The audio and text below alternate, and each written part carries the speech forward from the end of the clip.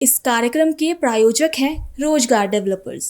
नमस्कार, आप देख रहे हैं पल्स 24 न्यूज। हम आपके साथ आयुषी रावत। अब वक्त हो चला है उत्तराखंड और उत्तर प्रदेश की खबरों का, लेकिन उससे पहले एक नजर आज की हेडलाइंस पर। अधिवक्ता आर्यन देव उनियाल ने सीएम धामी से की मुलाकात। मसूरी की सड़क समस्याओं पर सीएम धामी से की चर्चा। भूमि सर्वे जल्द पूरा करने की उठी मांग। 2027 में भाजपा सरकार बनने का किया दावा। रामनगर में नशे के खिलाफ सभासदों का मोर्चा। सभासदों ने कोतवाल का किया घेराव। नशे और जुए के अड्डे पर उठे सवाल। पुलिस कार्रवाई में देरी पर सभासद ने जताई नाराजगी। रामनगर में विश्व हाथी दिवस पर जागरूकता कार्यक्रम। स्कूली बच्चों ने हाथियों के बारे में सीखा और हाथी संरक्षण का दिया संदेश। वन विभाग ने संरक्षण का दिलाया संकल्प। मसूरी में नए डीएफओ देवी प्रसाद बलूनी ने संभाला कार्यभार। वन संरक्षण को प्राथमिकता देंगे डीएफओ बलूनी बोले, प्राकृतिक सुंदरता से नहीं होगा समझौता। तुम दोनों की मेहनत बहुत रंग लाई है बेटा, घर बहुत सुंदर बना है। ये मेरे पापा का घर। पता है, देख तेरे पापा की नेम प्लेट अपने हाथों से लगाऊंगा। नेम प्लेट तो लग चुकी पापा।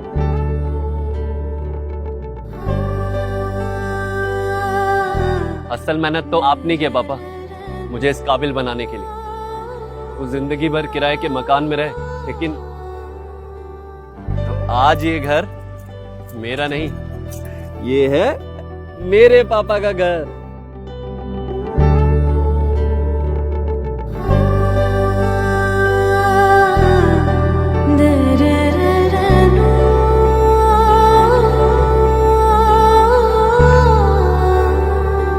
उड़ान सपनों की, आंगन खुशियों का और साथ सकर्णी का।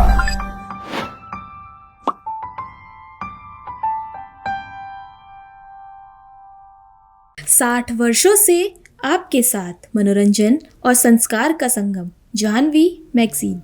अब खबरें विस्तार से। उत्तराखंड के मसूरी में भाजपा युवा मोर्चा के प्रदेश मंत्री एवं अधिवक्ता आर्यन देव उनियाल ने मुख्यमंत्री पुष्कर सिंह धामी से मुलाकात कर मसूरी विधानसभा क्षेत्र की सड़क, भूमि और ग्रामीण समस्याएं उठाई। उन्होंने नोटिफाइड डी नोटिफाइड भूमि के सर्वे और मकान की प्रक्रिया जल्द पूरी करने की मांग की। इस दौरान मसूरी देहरादून मार्ग समेत चमासारी, सूखाखोली और ग्रामीण क्षेत्र की खराब सड़कों का मुद्दा भी उठाया। उनियाल ने सड़कों की गुणवत्ता सुनिश्चित करने पर जोर दिया। साथ ही नंदा की चौकी में निर्माणाधीन पुल में लापरवाही पर कार्रवाई का समर्थन किया। उन्होंने 2027 चुनाव में भाजपा की पूर्ण बहुमत की सरकार बनने का दावा किया और युवाओं के लोकतांत्रिक प्रदर्शन के अधिकार पर समर्थन किया।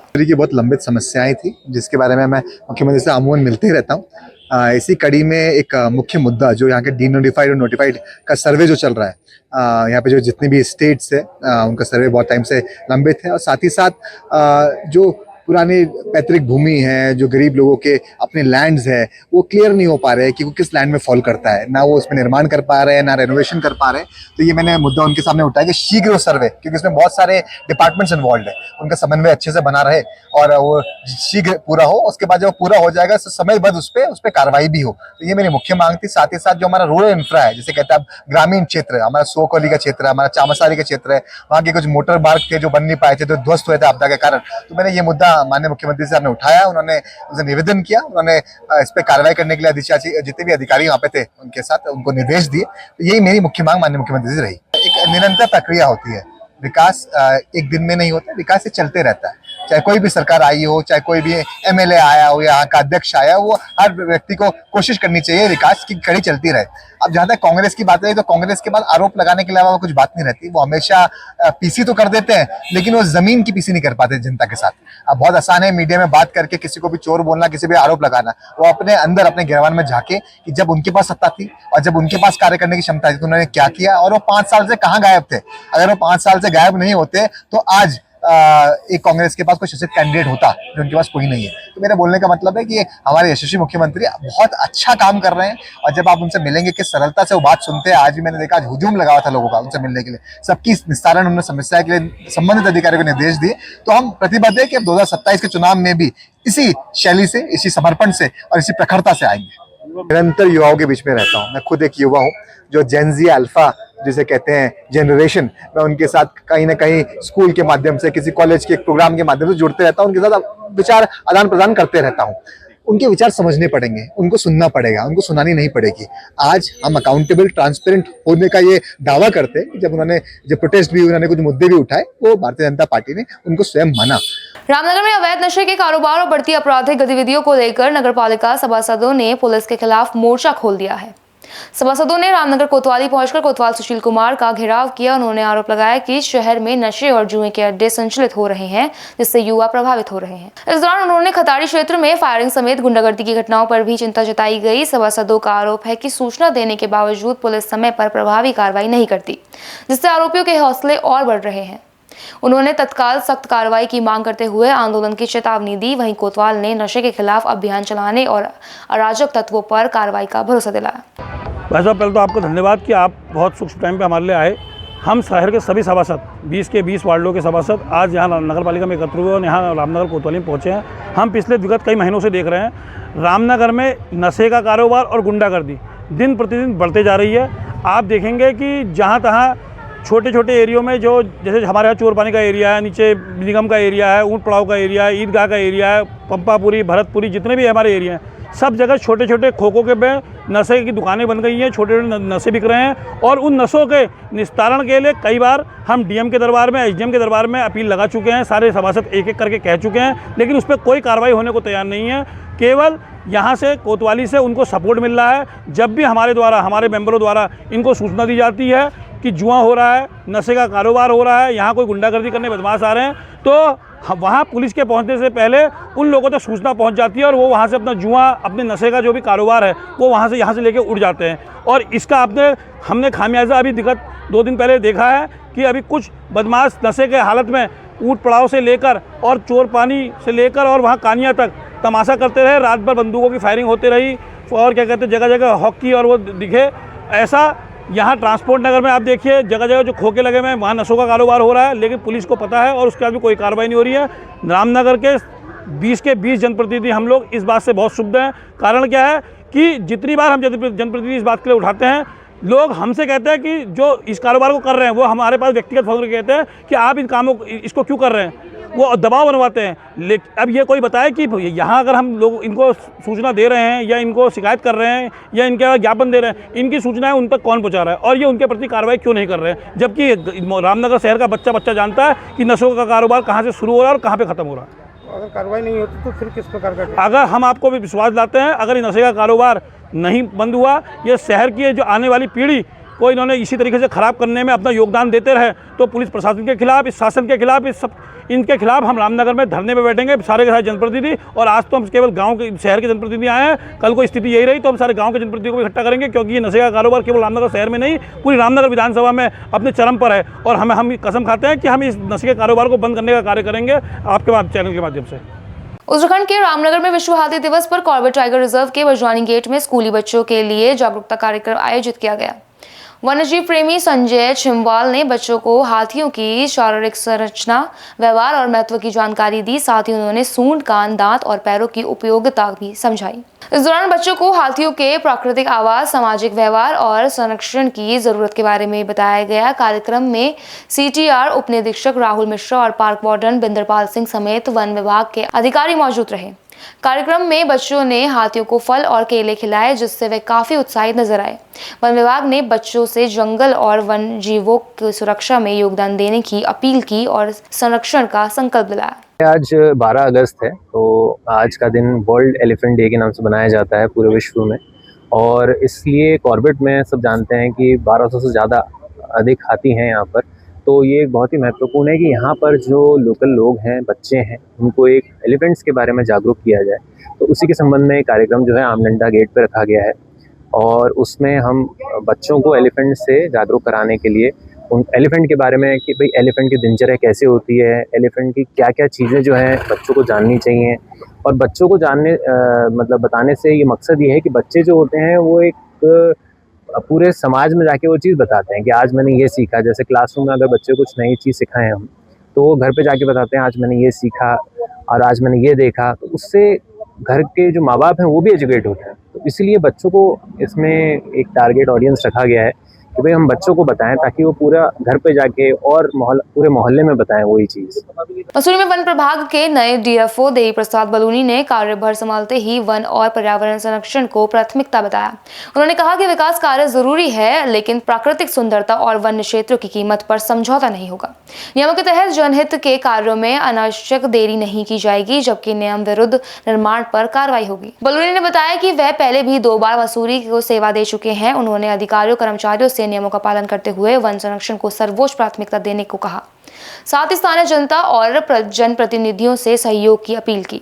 इस दौरान निवर्तमान डीएफओ अमित कुमार कंवर के लिए विदाई समारोह आयोजित हुआ और उनके कार्यकाल को याद किया गया। ये मेरा तीसरा टेन्योर है कि जब मैं मसूरी वन प्रभाग में यहाँ पे आ रहा हूँ, तो यहाँ की जो हमारी प्राथमिकता रहेगी कि अपने मसूरी जो हमारा शहर है, ये जो एक इसकी पहचान है, वो पहचान बरकरार बनी रहे।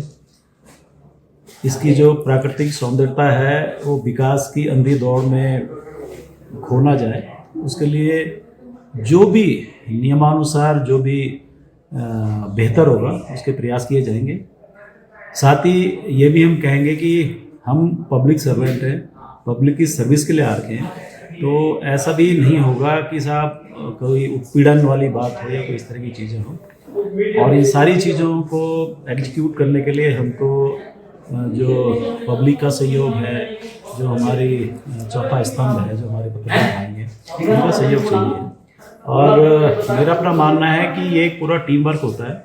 यदि हम इस टीम वर्क के साथ एक दूसरे को सहयोग करते हुए, एक दूसरे की भावनाओं को समझते हुए इस मुहिम को करेंगे, तो निश्चित तौर से जो हमारा शहर है, हमारा मसूरी है, इसका पर्यावरण है, इसका जो ग्रीननेस है, जो इसकी यूनिकनेस है, उसको हम संरक्षित रखें। इसमें स्पष्ट निर्देश देने का कोई इश्यू नहीं है। आपको पता होगा कि जो पूरी मसूरी की पहाड़ियाँ हैं, ये इसको SCMC कमेटी मॉनिटर करती है। यहाँ पे क्या हो सकता है, FC एक्ट के परिप्रेक्ष में NOC कब दी जाती है, या अगर फ्रेश प्रपोजल किसी का है, जैसे कि आपको पता है कोई अगर 250 स्क्वायर मीटर तक अगर बनाना चाहे तो वो FC एक्ट के तहत भारत सरकार से अप्रूव होने के बाद ही कर सकते हैं। तो जो व्यवस्था है, जो नियम कहता है, उसके अकॉर्डिंग काम होगा। नियम के अनुरूप किसी का काम हो रहा होगा, किसी की उसकी आवश्यकता नहीं है, नाव पिसानी की आवश्यकता है, रूटीन में काम होगा। नियमानुसार काम नहीं हो रहा होगा तो उसमें फिर जो बातें हैं, जो व्यवस्था दी गई है, उसके अकॉर्डिंग उसको संभाल। अभी आज ही ज्वाइन किया है। 2015 में मैं यहाँ से चला गया था। इस बीच काफ़ी समय गुजर गया है। अभी इस पे मैं स्पेसिफिक कोई कमेंट नहीं दे पाऊँगा, लेकिन ये बात आप मानिए कि जो भी नियमानुसार होगा, मेरी पहली प्राथमिकता है कि मुझे मसूरी की जो नेचुरल खूबसूरती है उसको देखना है। ये ना हो कि कंक्रीट के ढेर में तब्दील हो जाए। मसूरी देहरादून मार्ग पर पानी वाला बैंड के पास बारिश के बाद मलबा और कीचड़ आने से करीब 3 घंटे यातायात बाधित रहा। सड़क बंद होने से दोनों और 5 से 10 किलोमीटर लंबा जाम लगा रहा, जिसमें 2 एम्बुलेंस समेत स्थानीय लोग, छात्र और पर्यटक फंसे रहे। इस दौरान लोक निर्माण विभाग ने 3 JCB और रोड रोलर की मदद से मलबा हटाया। करीब 2 घंटे बाद वन वे यातायात शुरू हुआ और 3 घंटे में मार्ग खोला गया। कीचड़ के चलते 2 पहिया वाहन चालकों को परेशानी हुई। स्वतंत्रता दिवस पर पर्यटकों की भीड़ को देखते हुए स्थानीय लोगों ने स्थायी समाधान की मांग की। वहीं लोनीवास JE प्रदीप सैनी ने बताया कि प्रभावित हिस्सों में 2 लेन सड़क तैयार की जा रही है। खबर हरिद्वार से है, जहां स्वतंत्रता दिवस के उपलक्ष्य में कैबिनेट मंत्री एवं क्षेत्रीय विधायक मदन कौशिक ने नेतृत्व में भव्य तिरंगा यात्रा निकाली गई।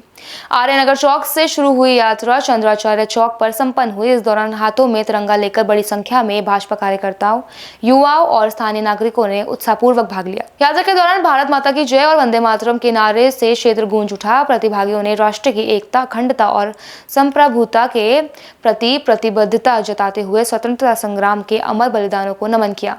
वहीं कैबिनेट मंत्री मदन कौशिक ने कहा कि तिरंगा देश के गौरव, स्वाभिमान, एकता और वीरता का प्रतीक है। उन्होंने नागरिकों से राष्ट्र निर्माण के योगदान देने का आह्वान किया। आज बहुत उत्साह के साथ हरिद्वार में तिरंगा यात्रा का आयोजन हुआ है। तिरंगा यात्रा में हजारों की संख्या में हमारे सारे नौजवानों ने, हमारे सभी वर्गों ने इसमें भाग लिया है। ये तिरंगा हमारे देश की शान है, हमारा मान है। ये वही तिरंगा है जिसके बैनर पर हमने देश की आज़ादी प्राप्त की। आज तिरंगे को लेकर जब नौजवान चलते हैं तो निश्चित रूप से जहां गौरव का अनुभव होता है वहां देश की एकता और अखंडता के भी अनुभव हम करते हैं। आज देश के यशस्वी प्रधानमंत्री माननीय नरेंद्र मोदी जी के आह्वान पर हरिद्वार विधानसभा के शहरवासियों द्वारा, आम जनता द्वारा तिरंगा यात्रा निकाली गई है। और ये तिरंगा यात्रा उन शहीदों के सम्मान में जिन्होंने अपने प्राणों को न्यौछावर कर इस देश को आज़ादी दिलाई थी। तो निश्चित रूप से आज हम उन शहीदों को याद कर रहे हैं, उनके परिवारों को नमन कर रहे हैं और ये संकल्प लेते हैं कि आज़ादी दिलाने के पीछे जो उनका हेतु था, हम सब शहरवासी, हम सब हिंदुस्तानी, हम सब उनके संकल्पों को, उनके कहीं ना कहीं सपनों को जरूर पूरा करेंगे। हरिद्वार के शिडकुल क्षेत्र में उत्तर प्रदेश के लाइसेंस के आधार पर उत्तराखंड में मेडिकल स्टोर संचालन किए जाने के मामले सामने आए हैं। इसको लेकर मेडिकल संचालन की वैधता और लाइसेंस प्रक्रिया पर सवाल उठ रहे हैं। मामले की जानकारी मिलने के बाद मुख्य चिकित्सा अधिकारी आर.के. सिंह ने संज्ञान लिया है। अब स्वास्थ्य विभाग संबंधित मेडिकल स्टोर के दस्तावेजों और लाइसेंस की जाँच करेगा। सवाल ये भी है कि क्या संचालक के दस्तावेजों का नियमानुसार सत्यापन किया गया था और दूसरे राज्य के लाइसेंस पर उत्तराखंड में संचालन की अनुमति किस आधार पर मिली। सीएमओ के संज्ञान के बाद संभावित कार्रवाई को लेकर नजरें स्वास्थ्य विभाग की जांच पर टिकी है। जांच पूरी होने के बाद ही स्थिति स्पष्ट होगी।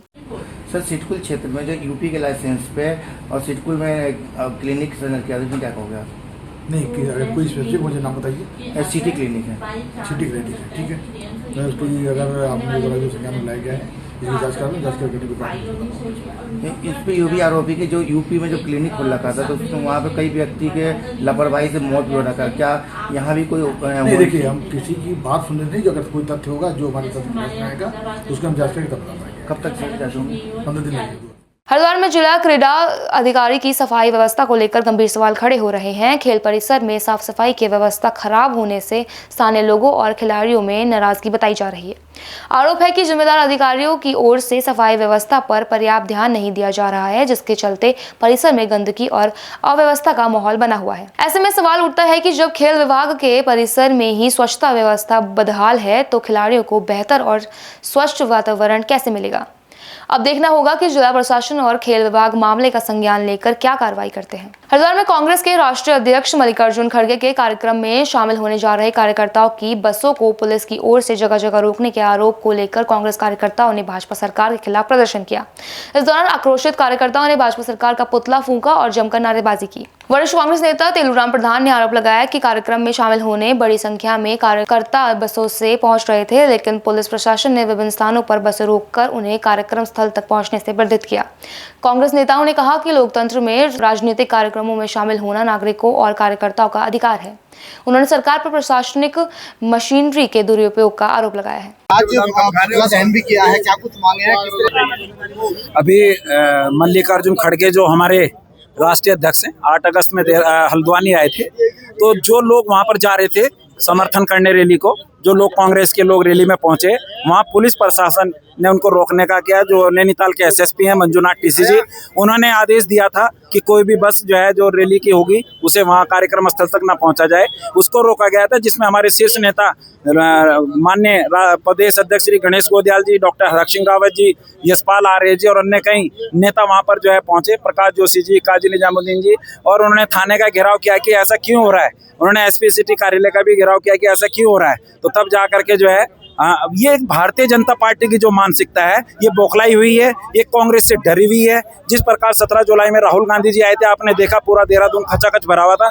ये घबराए हुए हैं, सदन में बैठ करके जवाब नहीं देना चाहते, जनता की बात नहीं करना चाहते। छात्रों को जिस प्रकार एक आजाद हिंदुस्तान में जो स्वतंत्र भारत का सपना देखा था, जो बाबा भीमराव अम्बेडकर जी का संविधान है, उसको कुचलने का काम कर रहे हैं। जहां पर सांसदों पर लाठियां चलती हो, जहां पर छात्राओं पर लाठियां चलती हो, महिलाओं पर लाठियां चलती है, क्या बर्बरता भारतीय जनता पार्टी ने फैला दी है। ये भाजपा की सरकार तानाशाह सरकार होती जा रही है, ये कांग्रेसी बर्दाश्त नहीं करेंगे। हमने देश को आजाद कराया, अपने बलिदान दे करके हमारे पूर्वजों ने, हम इस देश को बर्बादी की ओर जाने नहीं देंगे। कांग्रेस पार्टी आज सड़कों पर है। मैं धन्यवाद देना चाहता हूँ शिवालिक नगर के नगर अध्यक्ष भाई मोहन नाना जी के, उन्होंने आज सभी कांग्रेसी जनों को यहाँ एकत्रित करके भारतीय जनता पार्टी का पुतला फूंकने का काम किया, पुलिस प्रशासन मुर्दाबाद करने का काम किया। हम बताना चाहते हैं कि जो सरकारी तंत्र है, जो प्रशासनिक अधिकारी हैं, वो सरकार का पिट्ठू बन करके जनता के हितों की काम तो करें, लेकिन अगर जनता का अहित होगा तो ये सड़कों पे आएंगे। हम जान देने से भी पीछे नहीं हटेंगे। इन्हीं शब्दों के साथ कांग्रेस पार्टी जिंदाबाद। राहुल गांधी। हरिद्वार में एसआईआर प्रक्रिया के दौरान पात्र मतदाताओं के नामों पर आपत्ति दर्ज किए जाने को लेकर विरोध तेज हो गया है।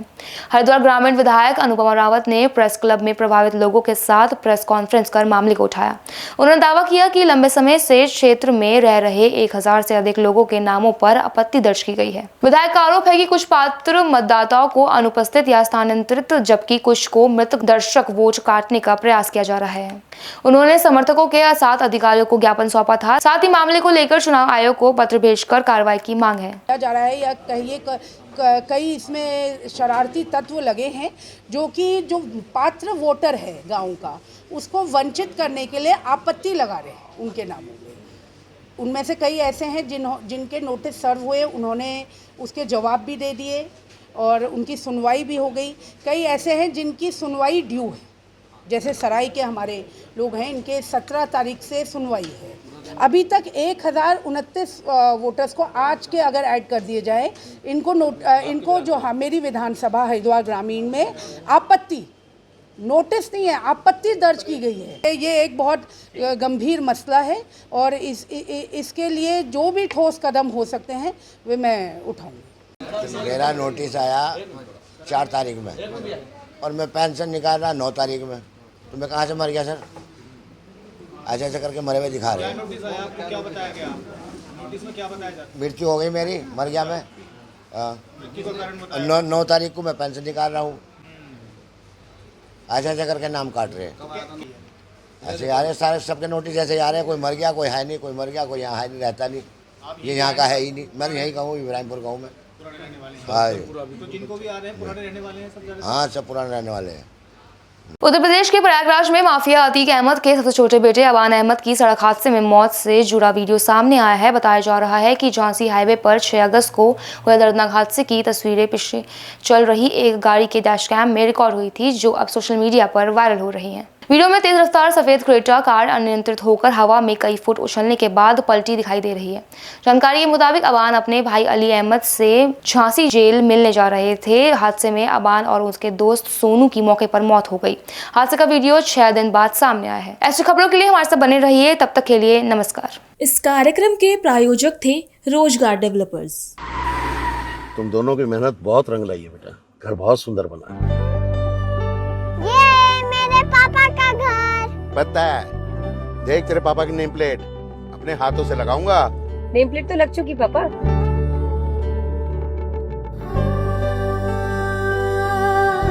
असल मेहनत तो आपने की है पापा, मुझे इस काबिल बनाने के लिए। वो जिंदगी भर किराए के मकान में रहे, लेकिन आज ये घर मेरा नहीं, ये है मेरे पापा का घर।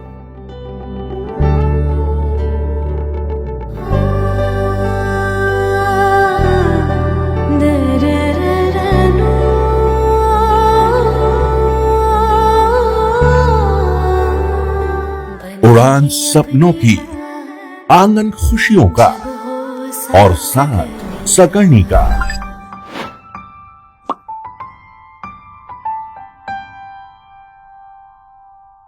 60 वर्षों से आपके साथ मनोरंजन और संस्कार का संगम, जाह्नवी मैगजीन।